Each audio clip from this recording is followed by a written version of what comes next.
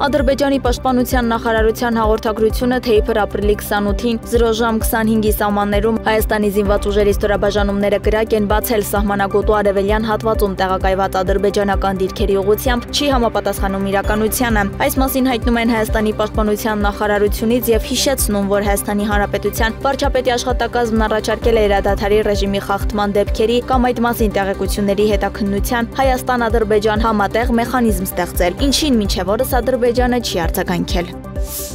Նիկոլ Փաշինյանի գլխավորած պատվիրակությունն Էստոնիայի Հանրապետությունում է։ Վարչապետ Նիկոլ Փաշինյանն այցելել է Սուրբ Գրիգոր Լուսավորիչ եկեղեցի Բալթյան երկրների հայոց թեմի առաջնորդ Գերագշնոր Վազգեն arczepiskopos Միրզախանյանի ուղեկցությամբ վարչապետը շրջել է եկեղեցում եւ ծաղիկներ խոնարհել եկեղեցու բակում դրված խաչքարի մոտ։ Նիկոլ Փաշինյանի գլխավորած պատվիրակությանն ընդունել է Էստոնիայի Հանրապետության նախագահ Ալար Կարիսը։ Վարչապետը գրառում է կատարել պատվավոր հյուրերի համար նախատեսված գրքում, այնուհետև տեղի ունեցել պաշտոնական հանդիպում, որի ժամանակ քննարկվել են երկու ստեկ հետաքրքրություն ներկայացնող հարցերի լայն շրջանակ։ Հայաստանի արտգործնախարարությունը ցավակցություն է հայտնել Իրանի Իսլամական Հանրապետության կառավարությանը։ Խորապես վշտացած ենք Բանդար Աբասում տեղի ունեցած ողբերգությամբ, որը բազմաթիվ զոհերի պատճառ դարձավ։ Մեր խորին ցավակցություններն ենք հայտնում Իրանի կառավարությանը եւ բարեկամ ժողովրդին, նաեւ զոհերի ընտանիքներին եւ հարազատներին, վիրավորներին մաղթում, արագ ապաքինում նշված է ԱԳՆ-ի X-էջում։ Հիշեցնենք, Իրանի Բանդար Աբաս նավահանգստում ուժգին պայթուն է որոտացել, որի հետևանքով կան զոհեր եւ վիրավորներ Իրանում ապրիլի 28-ը համազգային սգո օր է հայտարարվել։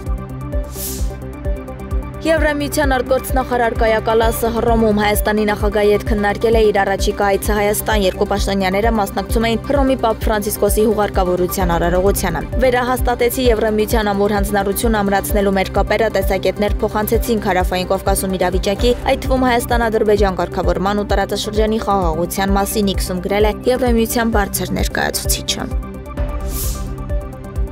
Իրանի նախագահ Մասուդ Փեզեշքյանը հայտարարել է, որ Հարավային Կովկասում հաղորդակցությունների ապաշրջափակումը պետք է տեղի ունենա երկրների կողմից միմյանց տարածքային ամբողջականության նկատմամբ հարգանքի հիման վրա։ Իրանի նախագահը հայտարարել է ադրբեջանական ASTV պետական հեռուստաընկերությանը տված հարցազրույցում, անդրադառնալով Երևանի եւ Բաքվի միջև առկա տարակարծություններին եւ բարդություններին։ Փեզեշքյանը պատասխանելով ադրբեջանցի լրագրողի հարցին, թե ինչպես է Իրանը տեսնում Հարավային Կովկասում հաղորդակցությունների ապաշրջափակման հարցի լուծումը, մասնավորապես Ադրբեջանի բուն տարածքից Հայաստանի տարածքով դեպի Նախիջևանի ինքնավար հանրապետություն անցման ապահովումը, նշել է, որ երկրները պետք է հարգեն միմյանց տարածքային ամբողջականությունը եւ աչք չունենան միմյանց տարածքների վրա։ Իրանի նախագահի դիտարկմամբ Հայաստանի եւ Ադրբեջանի միջև սահմանային եւ տարածքային խնդիրները կարող են վերանալ միայն այն ժամանակ, երբ երկու երկրների քաղաքական եւ առևտրային հարաբերությունները կարգավորվեն։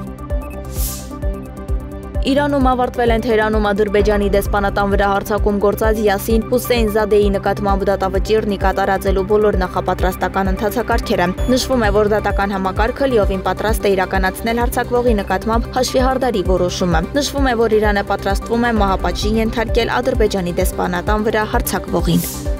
Միացյալ Նահանգների նախագահ Դոնալդ Թրամփը կոչանում Ռուսաստանի նախագահ Վլադիմիր Պուտինին դադարեցնել կրակոցները եւ ստորագրել խաղաղության համաձայնագիրը։ Այս մասին Թրամփն ասել է Ուկրաինայի նախագահ Վոլոդիմիր Զելենսկուի հետ հանդիպումից մեկ օր անց։ Թրամփը նաեւ նշել է, որ ապրիլի 26-ին Զելենսկու հետ իր հանդիպումը լավ է անցել։ Նա կարծիք է հայտնել, որ Զելենսկին պատրաստ է զիջել Ղրիմ թերակղզին Ռուսաստանին, ինչը Ուկրաինայի առաջնորդը վաղուց հայտարարել է, որ երբեք չի անի։